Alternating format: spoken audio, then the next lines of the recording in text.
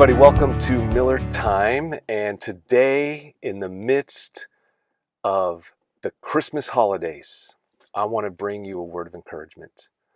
Um, many years ago, I took some students to New Zealand on a mission trip. And when we were traveling from one town to another, it suddenly struck me that we were in darkness. I mean, there was no street lights, no lights from a city that we could see. And I kind of looked up through the window and I stopped the van. I pulled over off the street and I said, "Everybody out of the van." And everybody was kind of concerned, a little nervous. What happened? What's going on? And I said, "Shh, quiet, listen. Now look up." And we all looked up and it blew our minds. It absolutely blew our minds. Without any light pollution, out there in the southern hemisphere, looking up at the vast array of stars, the brilliance was stunning. I've never seen anything like that since or before that.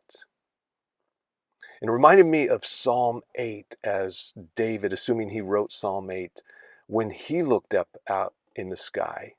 And this is what he wrote in Psalm 8, verses 3 and 4. He says, "When I consider your heavens, the work of your fingers, the moon and the stars which you have set in place, what is mankind that you are mindful of them? Human beings that you care for them." I remember the feeling I had as I looked up at the vast array of stars and the brilliance of it. I felt both small and yet at the same time significant.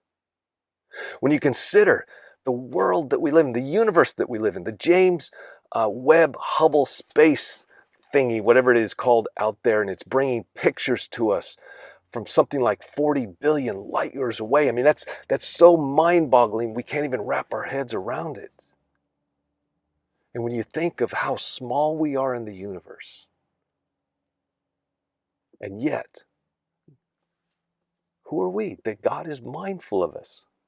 Who are we that God would care for us? And yet he does. And so while we sit in this universe and live in this universe that is so big and so vast, we are so small in comparison. And yet, because of God and because of who he is, we are at the same time insignificant. Think about it.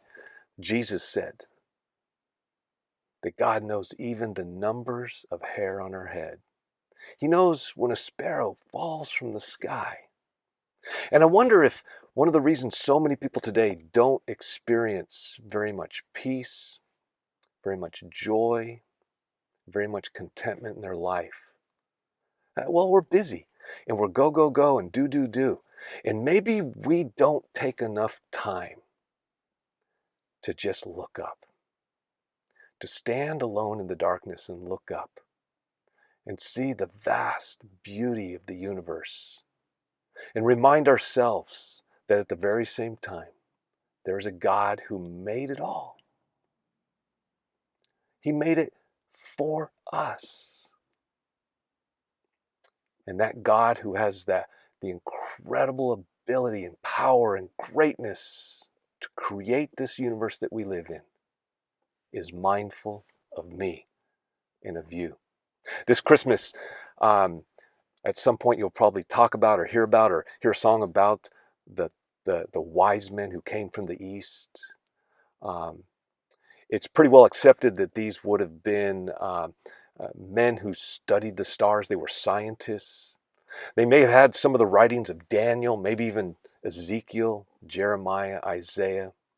And as they looked at the stars, not in some superstitious, mysterious way, hocus pocus like many people do today, but in an attempt to understand the God and to know the God who made it all, who made it work with perfect balance and rhythm.